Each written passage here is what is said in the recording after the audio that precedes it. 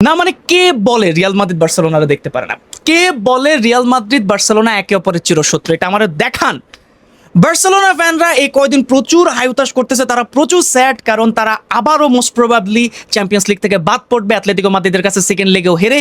So ওই জায়গাটা থেকে আমার মতো যারা বার্সেলোনা ফ্যান আছে তারা Facebook, Twitter, all over the internet প্রচুর বাকচুদি করতেছে ডিপি মিপি দিয়ে। ওই জায়গাটা থেকে আচমকা রিয়াল মাদ্রিদ এগিয়ে আসে অ্যান্ড লা লিগাতে তারা জিরোনার সাথে পয়েন্ট ড্রপ করে। না মানে জিরোনার সাথেই তারা পয়েন্ট ড্রপ করে এবং ফর দ্য সেকেন্ড টাইম, আগের উইকে একবার করছে, এই উইকে একবার করছে এবং 2 উইকে তারা টানা 4 পয়েন্ট ড্রপ করছে। অ্যান্ড এখন আমাদের কাছে সুযোগ আছে তাদের সাথে আমাদের পয়েন্ট ব্যবধান 9 করে ফেলার। 9 সো ওই জায়গাটা থেকে আমি তো দেখতেছি না যে রিয়াল মাদ্রিদ আমাদেরকে দেখতে পারে না। আমার তো huge respect, feeling a proud Indian. Jokes aside, আজকে not as a Barcelona fan, as a neutral football fan, আমি আপনাদের উদ্দেশ্যে কিছু কথা বলবো। সো ওইটা যদি আপনি একজন সেন্সিটিভ রিয়াল মাদ্রিদ ফ্যান হয়ে থাকেন, please skip this video. Please আপনি এই ভিডিওটা দেখেন না ভাই, প্লিজ। আপনি যদি একজন sensible Real Madrid fan, sensible football fan হয়ে থাকেন, আপনি আমার কথাগুলো শুনেন অ্যান্ড তারপর বিচার করেন যে আপনি আমার সাথে অ্যাগ্রি করবেন নাকি ডিসঅ্যাগ্রি করবেন। আপনি যদি আমার সাথে ডিসঅ্যাগ্রি করেন, আপনি আমাকে ক্রিটিসাইজ করতে পারেন, আপনি আমাকে কনস্ট্রাকটিভ হইতে আপনি ক্রিটিসাইজ করলে আমার কিচ্ছু সমস্যা হবে না। বাট আপনি যদি গালি দেন, আমরা ধরে নেব আপনার বাপ দুইটা, এটা আমরা ধরে নিব এই যে আপনি গালি দিলেন এই জন্য। কারণ আমি তো ভাই বসে বসে কমেন্টে আপনার গালি রিপ্লাই দিতে পারবো না। সো আমি আগে থেকে বলে দিলাম যে আপনি যদি গালি দেন তাহলে আপনার বাপ দুইটা। দেখেন, রিয়াল মাদ্রিদ কালকে জিরোনার এগেনস্টে যে ম্যাচটা খেলছে, এই ম্যাচটা পুরাটা দেখার পরও আমি এটা বিশ্বাস করি যে রিয়াল মাদ্রিদ কালকে জিততে পারতো, তারা উইনটা ডিজার্ভ করে। বাট তাদের কিছু জায়গায় প্রচুর সমস্যা হয়েছে। দেখেন, খেলার শুরু থেকে আমি শিওর যে কেউ এটা এক্সপেক্টই করে নাই যে রিয়াল মাদ্রিদ কালকে পয়েন্ট লুজ করবে। কারণ খেলার শুরু থেকে আমি দেখতেছিলাম যে একটা দারুণ একটা অ্যাটাকিং লাইন আপ তৈরি হচ্ছে, বাট ওই জায়গাটা তো সিম্পল একটা ফ্ল আছে। দেখেন, কালকে রিয়াল মাদ্রিদ তাদের ফুল স্ট্রং একটা 11 নামাই দিছে, যেখানে ভিনিসিয়াস স্টার্ট করতেছিল, যেখানে এমবাপে স্টার্ট করতেছিল, যেখানে Brahim Diaz, Fede Valverde, Tchouaméni সবাই স্টার্ট করতেছিল। অ্যান্ড আমি যখন ব্রাহিম দিয়াজকে স্কোয়াডে দেখলাম, আমি চিন্তা করতেছিলাম যে ব্রাহিম দিয়াজ কোথায় খেলবে। ফুটমবে দেখতেছি 4-3-3, আমি চিন্তা করলাম যে এটা তো হওয়ার কথা না, রিয়াল মাদ্রিদ 4-3-3-তে তো খেলবে না, ব্রাহিম দিয়াজকে কোথায় করা হবে। দেন আমি যখন খেলাটা শুরু হতে দেখলাম যে ব্রাহিম দিয়াজ লেফট সাইড দিয়ে খেলতেছে এবং হি ওয়াজ প্লেইং গুড।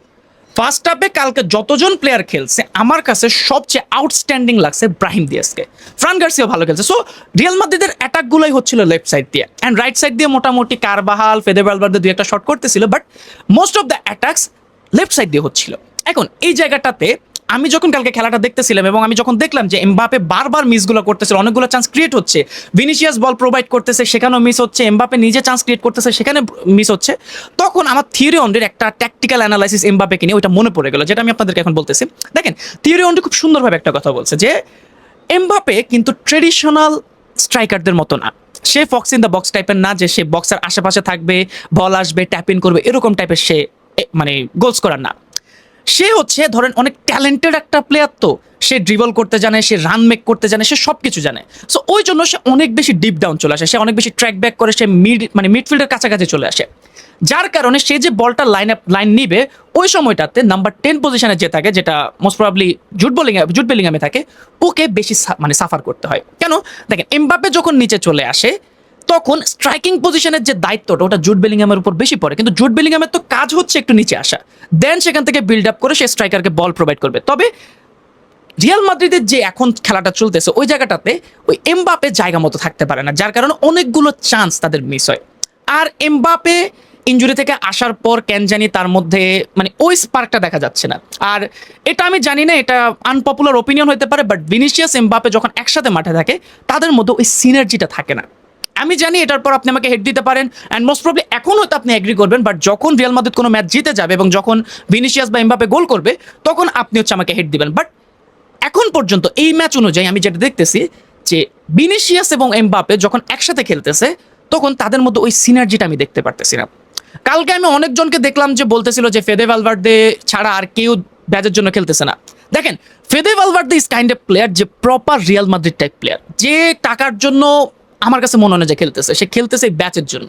সো ওর হিসাবটা আলাদা এবং ও কালকে একটা ব্যাঙ্গার গোল দিছে। আমি ওর গোলের পর একটা স্ট্যাটাস দিছিলাম যে ফেদে ভালভার্দে হয়তো পেনাল্টি একসময় মিস করে ফেলতে পারে, but outside of the box যখন তাকে স্পেস দেওয়া হয় তখন সেই গোলগুলো মিস করতে পারবে না। তাকে যে ফ্যালকন বলা হয় এটা সম্পূর্ণ সে জাস্টিস করে থাকে। সো ওই জায়গাটা থেকে আমি এটা বলবো না যে কে দলের জন্য খেলতেছে কে দলের বাইরে খেলতেছে, সবাই এই সাদা জার্সিটার জন্যই খেলে। সো ওই জায়গাটা থেকে সিনার্জি হচ্ছে মেইন প্রবলেম। সিনার্জিটার কারণেই কিন্তু মেন জায়গাটাতে সমস্যা হয়ে থাকে। আর আপনি এই জায়গাটা থেকে আমি আরবেলোয়ার একটু দোষ দিব, কারণ আমি কালকে দেখলাম যে এমবাপে কোনোভাবে সে গোল স্কোর করতে পারতেছে না। কালকে দেখেন 22টা না 25টা শট, 9টা shot on target, but goal হয়েছে একটা, 2-এর উপরে XG, ওই জায়গাটা থেকে গোল করছে মাত্র একটা। সো ওই জায়গাটা থেকে কিছু একটা তো সমস্যা হইতেছে যে প্লেয়াররা সামহাও ফিনিশ করতে পারতেছে না। সো আরবেলোয়ার ওই সময়টাতে আমার কাছে মনে হয়েছে যে ওই সময়টাতে গঞ্জালো গার্সিয়াকে নামানো উচিত ছিল, বাট ওইটা করে নাই, যেটা খুবই স্যাড। আমার কাছে মনে হয়েছে যে গঞ্জালো গার্সিয়া এমন একটা প্লেয়ার যে রিয়াল মাদ্রিদের হয়ে যখনই মাঠে নামছে তখনই সে ডেলিভার করছে। সো এমবাপে নামের কারণে যে তাকে বেঞ্চ করা হচ্ছে না, এটা আমার কাছে মনে হয় যে একটু না করলে ভালো হতো। এখন দেখেন যেটা হওয়ার হয়েছে, রিয়াল মাদ্রিদ পয়েন্ট ড্রপ করছে। সো ওই জায়গাটা থেকে এখন আসলে অনেক রিয়াল মাদ্রিদ ফ্যান এখন আর বিশ্বাস করতেছে না যে তারা বায়ার্ন মিউনিখের এগেনস্টে তারা কামব্যাক করতে পারবে, বাট আমি বিশ্বাস করতে পারতেছি। আমি এখন দেখেন এখানে আমি চাটি তেল মেল কিচ্ছু মারতেছি না। এখন অনেকে কমেন্ট করবে যে ভাই তেলের দাম অনেক বেড়ে গেছে, আপনার মেরে না। না, আমি এটা বিশ্বাস করি যে রিয়াল মাদ্রিদ সামহাও কিছু একটা করতে পারে, বুঝছেন, মাত্র 1 গোলের ডিফারেন্স আছে। সো ওই জায়গাটা থেকে আপনি হোপ হারানোর কিছু নেই। এমবাপে ভিনিসিয়াস, দেখেন আমি কিন্তু বলছি যে ওরা দুইজন সিনার্জি বসাতে পারে না, বাট এমবাপে ভিনিসিয়াস খারাপ প্লেয়ার এটা আমি একবারও বলি নাই। এই দুইটা প্লেয়ার এখন যদি বলে যে তারা মার্কেটে অ্যাভেলেবেল, আমি শিওর পৃথিবীতে অনেকগুলো ক্লাব আছে যারা তাদের জমি জমা বিক্রি করে এই প্লেয়ারগুলোকে নেওয়ার জন্য পাগল হয়ে থাকবে। সো খারাপ প্লেয়ার আমি একদমই বলতেছি না, বলতেছি যে এই দুইটা প্লেয়ার যখন একসাথে মাঠে নামে তখন তাদের মধ্যে সিনার্জিটা দেখা যায় না, যেটা অনেক ফ্যানই দেখছে। সো ওই জায়গাটা থেকে আসলে হিউজ কনসার্নের বিষয়, বাট আমি বিশ্বাস করি যে কিছু হইলে হইতে পারে। এখন দেখেন এটা আমি টিটকারি করে বলতেছি না, আমি অনেস্টলি বলতেছি, এটা আমি বিশ্বাস করি। ওভারঅল আমাদের জন্যই ভালো, রিয়াল মাদ্রিদ আবার পয়েন্ট ড্রপ করছে, অ্যাটলিস্ট লা লিগাটা তো আমরা পাই। ইউসিএল থেকে বাদ পড়ে যাবো ভাই। আমরা কালকে একজন আই গেস ওনার নাম শান্ত ভাই বলতেছিল যে ভাই আপনি আগের ভিডিওতে বলছেন রেমন্তাদা হবে না, এখন আপনি এখানে এসে রেমন্তাদার গল্প করতেছেন। ভাই দেখেন রেমন্তাদা হবে না এটা আমিও মানি, এটা হবে না, বাট ওই যে একটা ছোট্ট একটা ম্যাজিক, যে ম্যাজিকের জন্যই আমরা বসে আছি, যে একটা ছোট্ট পিঞ্চ অফ সল্টের মতো, মানে ধরেন অল্প একটু হোপ, যে হোপের জেদ ধরে আমরা বসে থাকবো, সেকেন্ড লেগটা আমরা দেখবো। সো ওই জন্যই আমরা বাঁচায় রাখছি, ওই জন্য লেব্রন জেমসের এই ট্রেন্ডটা আমরা ফলো করতেছি, আমি ফলো করতেছি, আমি দেখি নাই। সো দেখি না কি হয়, দেখি না। দুই দলই এখন সেম পজিশনে আছে। রিয়াল মাদ্রিদ বার্সেলোনা ফ্যানদের খুশি করার জন্য পয়েন্ট ড্রপ করছে, আই গেস আজকে আবার বার্সেলোনা না এটা করে বসে, স্পানিওলের এগেনস্টে পয়েন্ট ড্রপ করে বসে। সো দেখা যাক। Overall match was good, I was entertained, কারণ রিয়াল মাদ্রিদ পয়েন্ট ড্রপ করছে। No hate to anyone. গতকালকে আপনার কার খেলা সবচেয়ে বেশি ভালো লাগছে? আমার কাছে ব্রাহিম দিয়াজের পারফরমেন্স ওভারঅল বেশি ভালো লাগছে।